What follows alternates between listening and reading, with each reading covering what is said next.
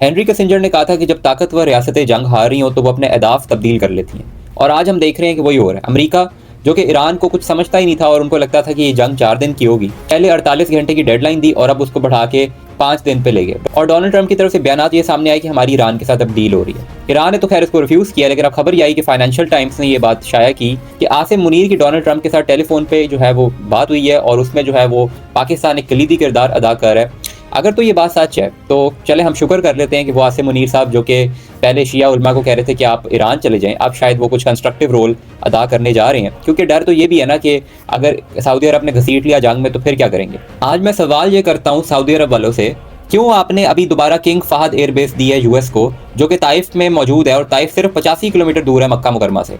वहां पे अगर ईरान कल को हमला करेगा और खुदा न खास्ता को 19-20 हो गया तो आप लोगों ने कहना कि ईरान ने मक्का पे हमला कर दिया और फिर जो है वो ईरान के साथ फॉर्मली जंग का ऐलान हो जाएगा, पाकिस्तान भी उसमें आ जाएगा। पाकिस्तान में लोगों को ज़हनी तौर पे तैयार किया जा रहा है कि अगर हमारी जंग हो गई, सऊदी अरब के साथ मिलकर हमें ईरान पर अटैक करना पड़ा तो फिर हमें कोई कुछ ना कहे। आप देख रहे हैं कि आसिम मुनीर साहब ने शिया स्कॉलर से जो गुफ्तगू की उसके बाद उन्होंने एक और जगह जो है वो खिताब किया और उन्होंने उलमा इकराम से कहा कि सऊदी अरब वाले जो है वो कस्टोडियन है हरमैन शरीफ के, and we are the protectors. अल्लाह ताला ने उनको जो है खादिमुल हरमैन बनाना था और हमें अल्लाह के फजल से मुहाफिजुल हरमैन बनाना था। तो ये ऐसा नैरेटिव बिल्ड करने की कोशिश की जा रही है जैसे ईरान जो है वो कोई काफिर मुल्क है और वो जो है उनके खुदा न खास्ता कोई और अज़ाइम है कि उन्होंने मक्का मुकरमा के ऊपर अटैक करना है। आप ये नहीं सोच रहे कि काफ़ी रिपोर्ट्स इस वक्त आ रही हैं कि इजराइल के कुछ ऐसे अज़ाइम है कि वो खुदा न खास्ता मस्जिद अल अक्सा पे अटैक खुद करवा के कह देंगे कि ये ईरान ने किया, और ताकि ये मुस्लिम ममालिक आपस में लड़ पड़े। आपका फोकस उधर होना चाहिए था। आज ये हालात है कि मस्जिद अल अक्सा में जो है वो ईद की नमाज भी नहीं हुई। हमारे मौजूदा जो हुक्मरान है उनकी अटेंशन सारी जो है वो इस वक्त या तो सऊदी पैक्ट की तरफ है और अंदरून मुल्क PTI के ऊपर। इस वक्त पाकिस्तान ग्लोबल टेररिज्म इंडेक्स में नंबर 1 पे आ चुका है, लेकिन हमारी इस्टेब्लिशमेंट की पूरी कोशिश है कि सोहेल अफरीदी को किसी तरह रोक दें।